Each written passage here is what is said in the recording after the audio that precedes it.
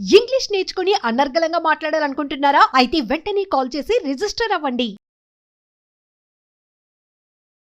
నమస్తే రమగారు. నమస్తే జయ. రమగారు 16 రాత్రులు సిరీస్ వెళ్తూ ఉన్నాం కదా, 4 రోజులు అయిపోయినాయి.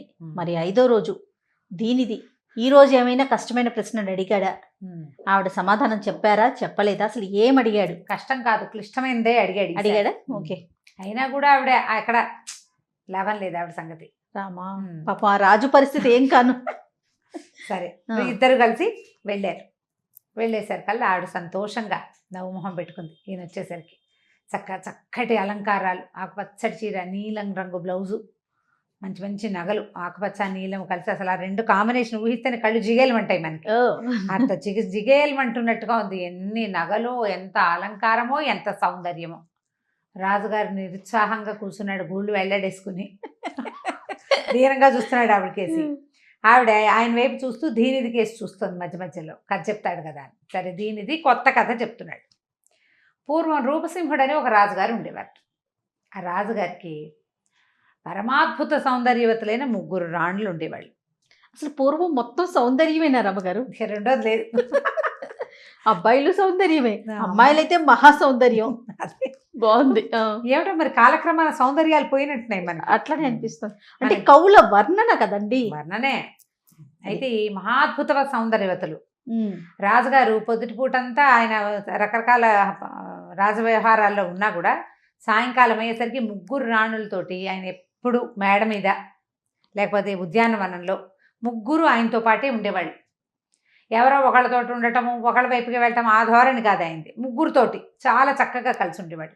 ఒక వెన్నెల నాటి రాత్రి మేడ మీద సౌధం పైభాగంలో పడుకున్నారు. మంచి వెన్నెల, శ్రావణ పౌర్ణమి, ఎంత వెన్నెలగా ఉంటుంది. సరే, రాజుగారికి మెలకు వచ్చింది. ఆయన మెలకు వచ్చి కాసేపు పచారులు చేశాడు. నిద్రలో మెలకు వస్తే మనం ఏం చేస్తాం, నిద్ర పట్టకపోతే కాస్త అటు ఇటు తిరగచ్చు. మేడ కదా చాలా ఖాళీగా ఉంది. 3 రాణులు 3 పక్కల మీద పడుకుని ఉన్నారు, 3 మంచాల మీద. ఈయందో పెద్ద మంచం, వాళ్ళ 3గురివి 3 మంచాలు. అంతకుముందు అంతా చిలకత్తలు వీవెన్లు అవి విసిరిన వాళ్ళు. రాత్రి అయిపోయింది కదా, అందరూ పడుకోవడానికి వెళ్ళిపోయారు. అర్ధరాత్రి చక్కగా చల్లని గాలి తిరుగుతూ ఉంటుంది పైన. శ్రావణ మాసం నిజానికి కాస్త వాన చినుకులు పడదు, కానీ వాన లేకపోవడం వల్ల వీళ్ళు పైన ఉన్నారనమాట. ఆ మేడ మీదే బోలెడన్ని లతాని కుంజాలంటే చక్కగా తీగలు సాచిన మొక్కలు అవన్నీ చాలా ఉన్నాయి. రాజుగారు మెల్లిగా అటు ఇటు తిరుగుతూ ఒక్కొక్క రాణిని పరిశీలనగా చూస్తూ ఉన్నాడు. ఏ రాణికి ఆ రాణి చంద్రబింబాలు లాంటి ముఖాలు, కళ్ళు మూసుకుంటే కలువరెక్కలు మూసుకున్నట్టుగా కళ్ళు, సంపెంగల్ లాంటి ముక్కు, ఎంత చక్కటి పెదిమలో, ఎంత చక్కటి చెంపలో చంద్రుడి నీడ చంద్రుడు కనపడుతున్నాడు ఆ చెంపల్లో. అంత అందంగా ఉన్నారు. 3కేసి చూశాడు. వీళ్ళు 3లో ఎవరు అందగత్తె అనిపించింది ఆయనకి. 3లో బాగా అందగత్తె ఎవరో. ఈవిడ చూస్తే ఈవిడ చాలా బాగుంది అనిపిస్తుంది.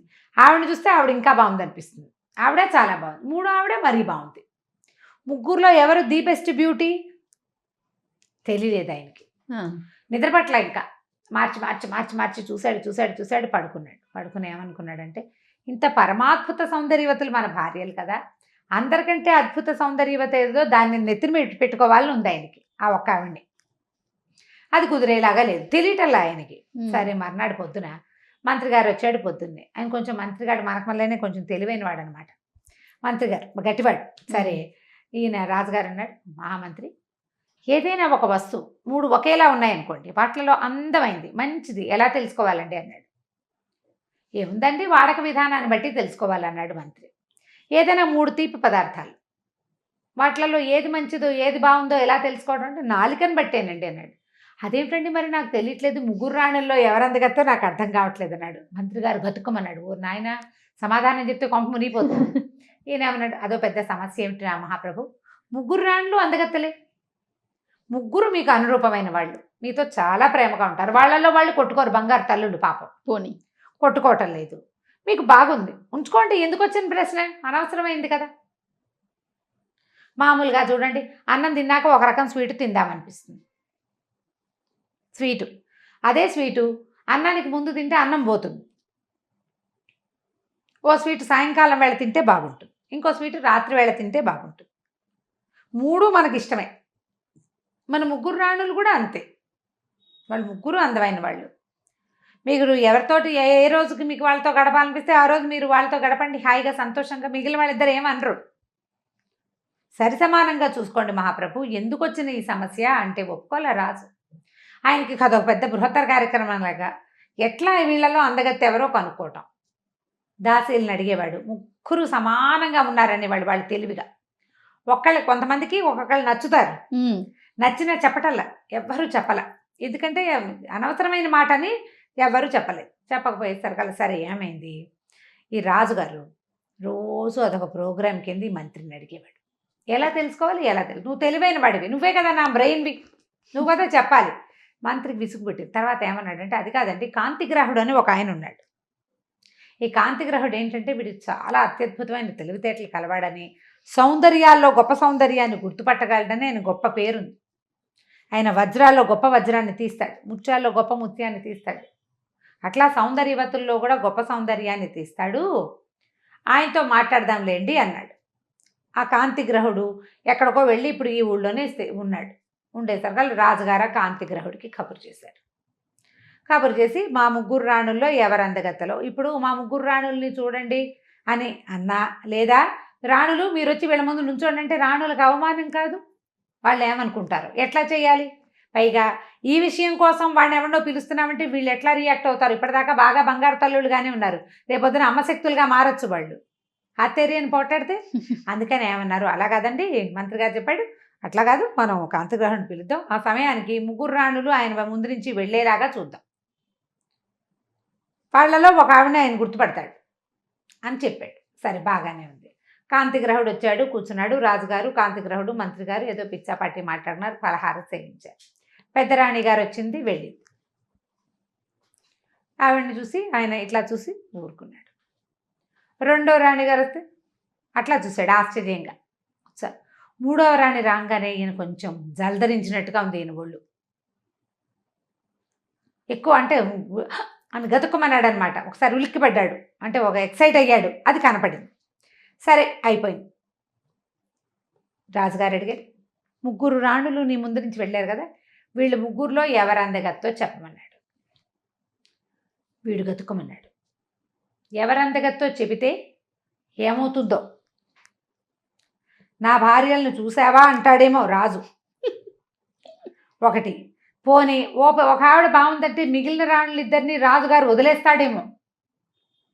వాళ్ళ అమ్మా నాన్నలు ఊరుకుంటారు, వాళ్ళు ఊరుకుంటారా పోనీ. అందుకని ఏమన్నాడు, అయ్యా కొంచెం సమయం కావాలండి, కొద్దిగా గుణగ్రహణం చేశాను ఇప్పుడే కదా, కొద్దిగా ఆలోచించుకుని చెబుతానన్నాడు. చెప్తానని వెళ్ళిపోయాడు. వెళ్ళిపోయి ఏమనుకున్నాడు, నిజానికి ఈ ముగ్గురులో మూడోసారిగా వచ్చిన ఆవిడని చూసే వీడు గతుక్కమన్నాడు. ఆవిడ ఎక్కువ అందగత్తే. ఆ మాట చెప్తే వీళ్ళు ఏం చేస్తారో తెలియదు, భయం. అందుకని ఏం చేశాడంటే ఉత్తరం రాసి పంపించాడు రాజుగారికి. నేను పెద్దగా తెలుసుకోలేకపోయాను, అంత ముగ్గురు సమానమైన సౌందర్యవతులే, కానీ మీరు నాకేం బహుమతులు అవి ఇవ్వక్కర్లేదు, నాకు ప్రత్యేకంగా తెలీదు, నేను ఈ రాత్రే వెళ్ళిపోతున్నాను ఊరి నుంచి అని ఉత్తరం రాసి పంపించేసి వెంటనే సరే మంత్రి గారు అన్నాడు, చూసారా ఎవరు చెప్పరండి, ఆయనకు తెలిసినా ఆయన చెప్పటం లేదు అనేసరికి రాజు ఒప్పుకోవాలి. అలా కాదు, వాడు ఎలా వెళ్ళిపోతాడు, నా పెళ్ళాలను చూసి వెళ్ళిపోతాడా వాడు? చూశాడు, రాణులు చూశాడు కదా, పోనీ విషయం తేల్చి చెప్తే పరీక్షించాడు అనుకోవచ్చు, చూసి వెళ్ళిపోవడానికి కుదరదు వాడు. ఏదైనా ఒక ట్రిక్ చెప్పు, ఆ ఒక ట్రిక్ ప్రకారం మనం ఇది తెలుసుకోవాలి వాడి దగ్గర నుంచి అంటే మంత్రి గారు ఒక ట్రిక్ రాజుగారికి చెప్పాడు. ఆ ప్రకారం అప్లై చేసిన రాజుగారు ఎవరు అందగత్తో తెలుసుకున్నారు. తెలుసుకున్న తర్వాత ఆయన మిగిలిన రాణుల్ని పక్కబెట్టి, కాంతిగ్రహుడు వెళ్ళిపోయాడు, రాణులిద్దరిని పక్కబెట్టి ఒక రాణితో ఆయన ప్రేమగా ఉండటం మొదలుపెట్టాడు. ఆవిడ ఎక్కువ అద్వితీయ సౌందర్యవతి కాబట్టి.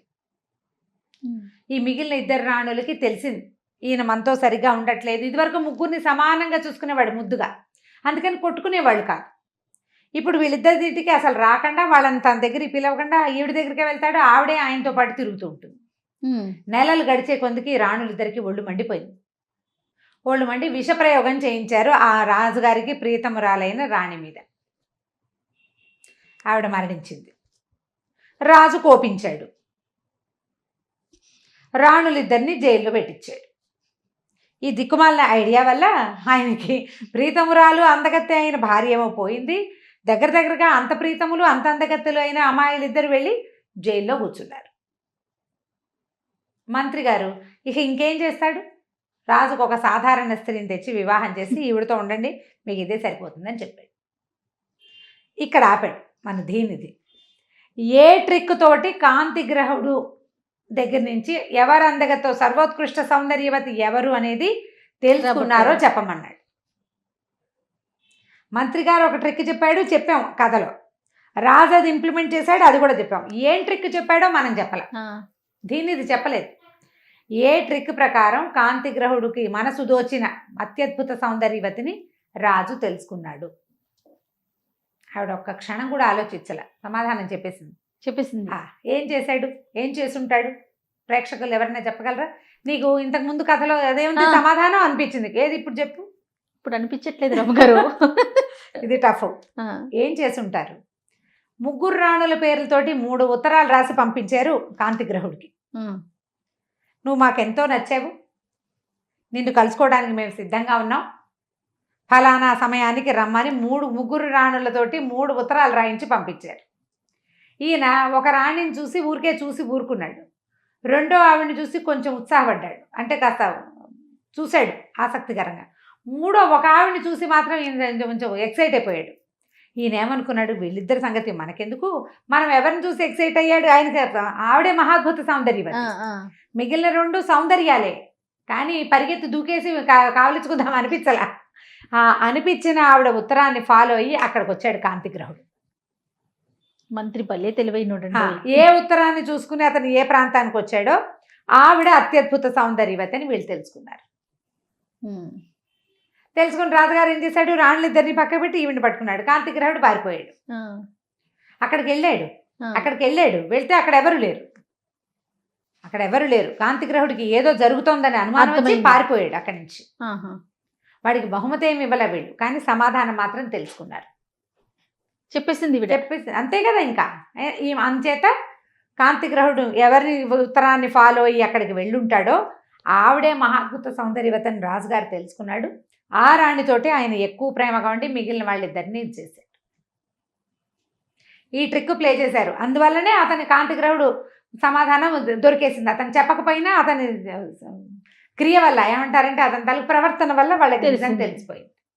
ఇలా చేసుంటారు అనగానే దీనిది నిశ్శబ్దంగా ఊరుకున్నాడు. అదే సమాధానం. రాజుగారు హతాశుడైపోయాడు, నవనాడులు కుంగిపోయినాయి ఆయనకి. ఆవిడ కూడా దిగులుగా మొహం పెట్టుకుంది.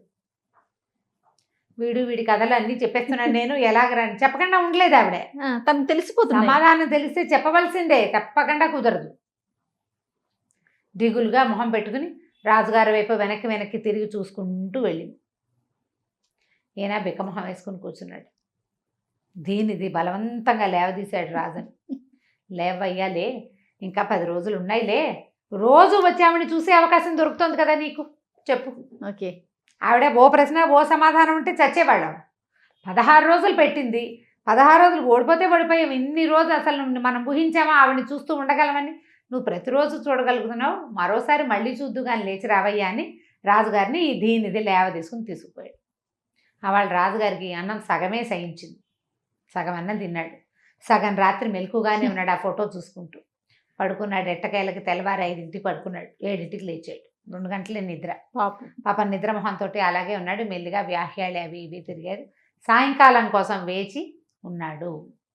వచ్చే కథ మనం రేపటి మరోసారి భాగంలో చెప్పుకుందాం. తప్పకుండా అండి.